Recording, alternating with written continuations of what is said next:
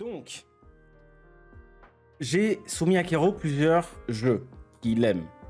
Plusieurs jeux qui s'y connaît très très bien. Et finalement, on s'est porté sur le choix de Monster Hunter. Pourquoi ce nom Monster Hunter? D'où vient le nom? On va parler de la base de Monster Hunter. Qu'est-ce que veut dire Monster Hunter? D'où il vient? Comment tu l'as connu? Donc, alors, Voilà. pour ce qui est de Monster Hunter, bon bah, son nom indique vraiment, ce serait presque l'équivalent de dire Pokémon, c'est quoi? Bah, monstre de poche, donc attrapez-les tous, etc. Et bien, dans le cadre de Monster Hunter, c'est simplement la composition de deux mots anglais, Hunter, chasse, et Monster, monstre, bien entendu. Et donc, on incarne un chasseur de monstres dans un scénario qui est finalement assez vague, assez, comment dirais-je, voilà, on peut pas nommer d'époque par rapport à ce qu'on y voit, puisqu'il y a beaucoup de choses qui peuvent se contredire par rapport à l'équipement et l'armure, etc. Mais on pourrait s'imaginer effectivement une époque très très ancienne, mais une époque où effectivement il existait des hommes qui parlaient un langage. D'ailleurs, le langage Monster Hunter est véritablement un langage. C'est-à-dire qu'au même titre que les Sims parlent le Sims, je crois, c'est peut-être comme ça, et bien dans Monster Hunter, par exemple dans Monster Hunter World, tu peux choisir de faire en sorte que les PNJ parlent en Monster Hunter.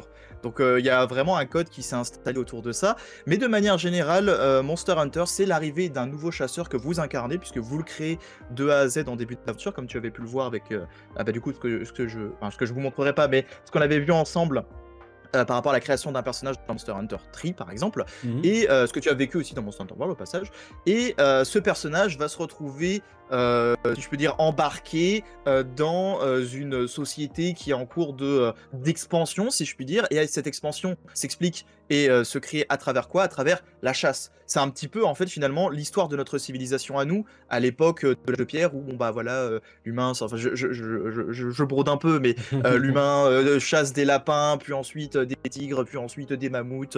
Voilà, Far Cry Primal.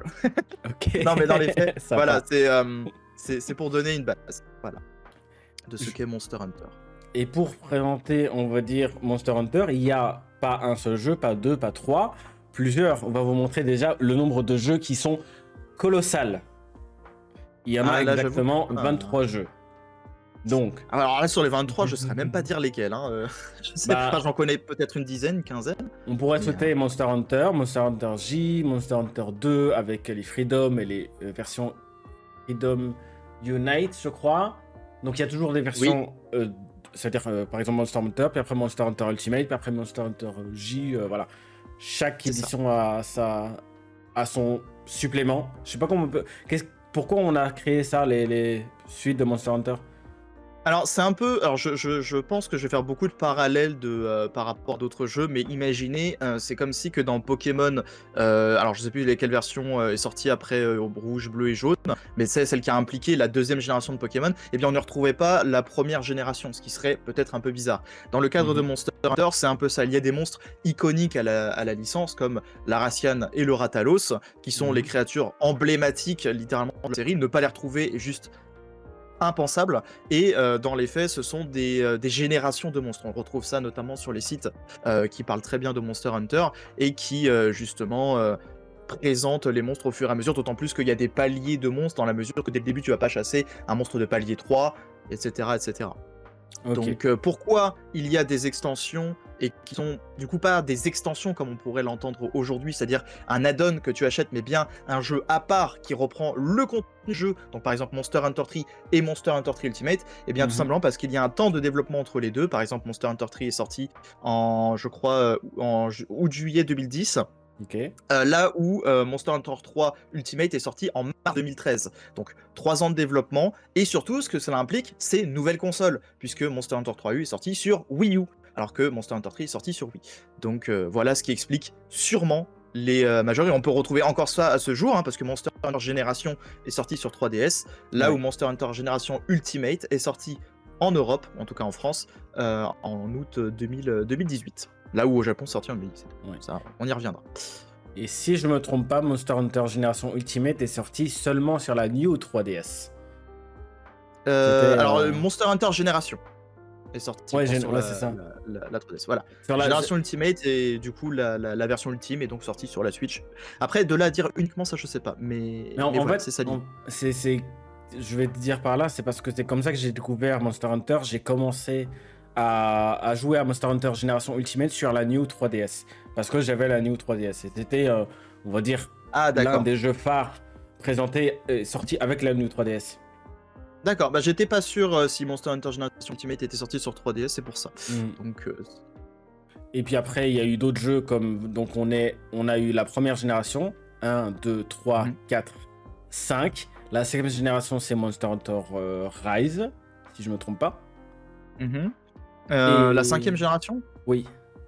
Oui, alors attends, de toute façon, je peux vous retrouver ça à partir du wiki officiel qui Mhm. parle des générations, mais effectivement, la 5e génération, c'est celle sur laquelle on est actuel, c'est Monster Hunter World et Monster Hunter Rise, tout à fait. Ok, ça va. Donc c'est Bien, mais ça. Et donc on a autant des jeux uniques et des jeux qui commencent à être de plus en plus mainstream, comme Monster Hunter World et Monster Hunter Rise qui a fait parler à beaucoup de gens. Ce qui, à l'époque, Mm. Monster Hunter, les premiers du nom, étaient visés sur un public japonais à la base, et même si c'est sorti un an plus tard en Europe, mais voilà, ça a pris son temps pour se faire connaître. Totalement, c'est ça. C'est en gros, à la base, c'était vraiment pour un public oriental. Et alors, il y a des aficionados, bah, justement, qui ont pris le coup sur les coups avec la sortie notamment de Monster Hunter 3. D'autres qui ont commencé bien plus tôt avec l'époque PS2 ou PSP avec Freedom Unite. Dans les faits, voilà. Maintenant, aujourd'hui, grâce à Monster Hunter World principalement et la 5e génération, ça a explosé mondialement. Imaginez, c'est comme si dans un monde parallèle, Pokémon n'aurait absolument pas pris en Europe dès les premiers jeux, mais aurait pris lors de la version Ruby Saphir ou Earth Gold et Soul Silver, etc. etc. C'est pour vous mettre dans l'esprit de ce que les gens découvrent en ce moment. Tu as découvert Monster Hunter avec le 3, si je ne me trompe pas. Oui, Et tu l'as exactement. découvert à sa sortie, je pense. Oui, je l'ai Ok. découvert à sa sortie. Alors, j'avoue que très honnêtement, je ne saurais pas forcément expliquer avec exactitude la raison qui m'a intéressé à ce jeu. Je peux citer une anecdote que j'ai vécue et qui m'a peut-être lié à la série Monster Hunter, c'est que, alors voilà, je ne sais pas si vous avez connu la même chose, donc voilà, je vais remonter à une époque lointaine, mais voilà, moi quand j'allais à l'école, au collège plus précisément, je prenais le bus. Dans les faits, dans le bus, on s'arrêtait à plusieurs villages pour ensuite aller, enfin prendre d'autres élèves, si je puis dire, pour qu'on aille tous au collège par la suite. Et dans les faits, il y avait le bus de l'aller et le bus du retour, qui n'étaient pas exactement les mêmes lignes, peu importe. Dans les faits, sur le bus du retour, il y avait une personne qui possédait une PSP. Une PSP avec un jeu qui s'appelait Monster Hunter Freedom Unite. Et il m'avait prêté la PSP pour que je teste un petit peu le jeu. Et en fait, c'est assez dingue, mais comment on est influençable, nous les jeunes, c'est très rapide, ça peut prendre la feu. Enfin, vraiment, si on était des mèches, nous, on prendrait feu en une fraction de seconde. Hein. D'ailleurs, je dis ça pour tous ceux qui auront affaire à des enfants et tout ça. C'est vraiment, les enfants sont très faciles à persuader, oui, je vais dire. Dans les faits, entre enfants, ça peut être pire aussi. C'est-à-dire que moi, il m'avait prêté la manette, enfin la console, je jouais un petit peu et je testais des boutons de touche, tu vois. Je me disais, bah tiens, je tape verticalement quand je fais ça, je tape horizontalement quand je tape comme ça, ok. Et des fois, j'essayais d'appuyer sur les deux touches en même temps. Vous voyez, une attaque effectivement différente. Et la personne qui jouait à la base au jeu avait été étonnée de savoir cette attaque-là, en fait. Donc j'avais appris par mégarde, si je puis dire, une nouvelle attaque, et lui, il l'avait découvert aussi à ce moment-là, alors que lui, il avait déjà bien avancé dans le jeu. Et bon, je l'avais testé quoi, 5-10 minutes, mais sur ces 5-10 minutes, j'ai eu qu'une seule envie, c'est de me procurer un jeu Monster Hunter. Ok. Donc, à partir de là, j'ai embêté mes parents. Et bah après, je sais pas si je fasse la transition maintenant par rapport à ce que j'ai montré juste avant, enfin voilà, avant de lancer le stream. Que justement, l'acquisition de ce Monster Hunter 3, si je puis dire. Oui. Eh bien, du coup, montre. Ça devait apparaître en... Voilà. Ça devait apparaître en 2009-2010. Donc je dis 2009, mais c'est plus 2010, puisque 2009, c'est la date de sortie au Japon. Mais voilà, l'édition collector de Monster Hunter 3 Ultimate. Je me souviens avoir embêté ma mère avec ça. Et là où je suis d'autant plus fier, c'est qu'encore aujourd'hui, je l'ai intacte. Donc autant vous dire que ça vaut ça doit valoir une petite fortune. Donc la figurine du Legiana, la figurine qui est juste là. Donc je vais essayer de vous la montrer sur son truc comme ça. Voilà, qui était le monstre emblématique de Monster Hunter 3 qui inclut les combats aquatiques. Et bien sûr la boîte, impressionnante boîte qui contenait du coup à cette époque-là Monster Hunter 3 bien entendu, la manette pro, le Wii Stick, comment on appelle ça, quelque chose qui permettait de parler. Donc c'était vraiment les premiers pas de la Nintendo dans le monde du online, dans la volonté de vouloir créer du chat vocal. Je dis pas que c'est les premiers pas du online sur Nintendo, mais en tout cas de vouloir créer un chat vocal sur Nintendo, ça a été probablement l'une des premières expériences. Et bien sûr la figurine du Lagacrus que vous pouvez voir du coup. Autant dire que je suis très heureux encore aujourd'hui de posséder cette collector et voilà tout simplement de lier tous les souvenirs que j'ai acquis sur la série à travers cette acquisition. Et d'autres souvenirs jamais. que je vous raconte. Ne le vends jamais. Tu veux que je te raconte une autre anecdote en mode ça? Je vais juste mettre une question en avant de Leva, qui nous a dit mais qu'est-ce qui te fait aimer Monster Hunter Akero? Qu'est-ce qu'il a accroché en premier sur ce premier Monster Hunter? Alors, qu'est-ce qui m'a fait adorer Monster Hunter? Je pense qu'il y a un aspect découverte d'un nouveau genre de jeu. C'est-à-dire que j'ai beau me mettre à l'époque à quoi je jouais, moi, je ne saurais pas dire dans la mesure où je sais que je commençais à jouer à des FPS comme Red Faction. Parce que j'étais très dans la découverte en fait quand on a du coup je devais avoir 12-13 ans quand je commençais à découvrir ce genre de jeu. J'étais très univers Nintendo, donc l'univers Mario, Zelda bien sûr, et jeux assez comment dirais-je, finalement mignons. Comme beaucoup de gens peuvent l'avoir, Nintendo, finalement, c'est des jeux pour enfants. C'est ce que les gens s'imaginent, tout du moins. Et dans les faits, Monster Hunter, finalement, c'est une très bonne transition. Déjà parce qu'à la base, Monster Hunter n'était pas sorti sur Nintendo. Le premier Monster Hunter était sorti sur PlayStation. Et dans le cas d'une sortie sur Wii, donc sur une console imminente, qui était sortie en 2006 et dont j'avais eu, je crois que c'était même Noël 2006 que je l'avais obtenu, qui était, bon, pour le coup, à mon nom, parce que voilà, petit aparté, mais voilà, je viens de fratrie. Mon grand frère a eu la N64, mon frère a eu la GameCube, et moi, du coup, j'ai hérité de la Wii. Dans les faits, quand il y a eu du coup ce Monster Hunter qui a été annoncé, que j'ai pu voir et tout ça, et que j'ai pu tester finalement, eh bien je me suis rendu compte que l'aspect du jeu était pas si mignonne, pas si enfantin, pas si... Voilà, je veux dire, Monster Hunter, concrètement, c'est un jeu pour adultes, c'est pas pour un enfant. C'est un jeu à la dure, vraiment.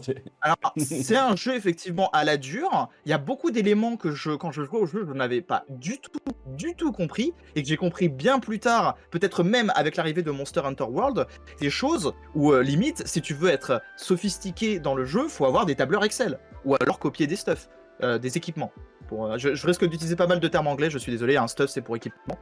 Mais voilà, dans les faits, il y avait bon nombre de mécaniques que je ne comprenais rien, mais je m'amusais comme un fou parce que je récupérais des éléments. Ces éléments me servaient à fabriquer d'autres éléments qui me permettaient de me préparer pour une éventuelle chasse, qui me permettaient de rendre la chasse plus facile. Et rien que ça, ces sentiments de progression et d'amélioration, quand t'as pas ce sentiment à l'école ou dans la vie personnelle, c'est tellement agréable de le ressentir à travers un jeu. Voilà, je pense sincèrement, puisque moi complètement je n'ai pas de honte à le dire, je me suis développé avec le jeu vidéo, j'ai eu une enfance les plus joyeuse par rapport en tout cas à ma vie à l'école scolaire, et clairement j'avais le sentiment d'être bon dans le jeu vidéo. Peut-être que tu as déjà vu cette image, alors c'est une image qu'on trouve sur Facebook ou Twitter, d'un enfant qui se fait crier dessus par ses parents, par le prof, par les élèves et tout ça, et à la fin il joue à un jeu vidéo et il y a marqué Congratulations, you are great. Voilà, complètement, c'est ça. Moi, okay. C'est une image qui me représente énormément. C'est une image qui me représente énormément. Il y avait le jeu vidéo qui était là pour me réconforter, pour me dire que j'étais pas une merde, j'étais pas moins que rien. Et Monster Hunter me l'a très bien montré aussi.